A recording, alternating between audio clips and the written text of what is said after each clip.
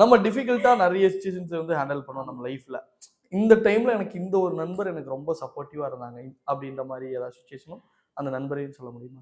எனக்கு எப்பவுமே கஷ்டம் அண்ட் துக்கம் அண்ட் ஹாப்பினஸ்ல என் ஹஸ்பண்ட் தான் எப்பவுமே என் கூட இருந்திருக்காரு.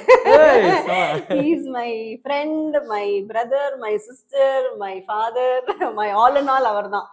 ஸோ அதனால anything I will go to him. அவ்வளவுதான். எனக்கு வந்து அவர் தான் எப்பவுமே என் கூட பிசைட் மீ. நான் இவ்வளவு தூரம் உட்காந்து பேசுறேன்னா அதுக்கு அவர் தான் காரணம் முக்காவாசி. ஏன்னா நான் வந்து வாயை திறந்து பேசுற டைப்பே கிடையாது. நான் ரொம்ப ரிசர்வ்ட். நீங்க என்ன இப்ப பாக்குற ஸ்வேதா வேற, முன்னாடி நீங்க பாத்திருந்தீங்கன்னா என்னம்மா இது இப்படி உட்காந்துட்டு இருக்காளேங்கிற மாதிரி இருக்கும். ஸோ என்ன பேசுன்னு நிறைய நான் டியூன் பண்ணது அவர் தான். ஸோ அதனால இந்த ஃபீல்டை பொறுத்த வரைக்கும் நிறைய நீ பேசணும். நான் இதெல்லாம் பேசுறது கம்மி தான், பட் இன்னமும் இருக்க நிறைய பேசணும் நான். அதெல்லாம் எனக்கு அவ்வளவா வராது. இவ்வளவு நான் பேசுறதே பெரிய விஷயம். அதனால all credits goes to my husband. ஆனா ரொம்ப சந்தோஷமா இருக்குங்க. ஒரு ஆணின் வெற்றிக்கு பின்னாடி பெண்தான் இருப்பாள்னே சொல்லி பழக்கிட்டாங்க. பின்னாடி என்னோட கணவர் தான். பெண்களின் வெற்றிக்கு பின்னாடியும் ஆண்கள் இருக்கிறார்கள் என்பதை இந்த இடத்துல பதிவு செஞ்சீங்க. 100% சந்தோஷம்.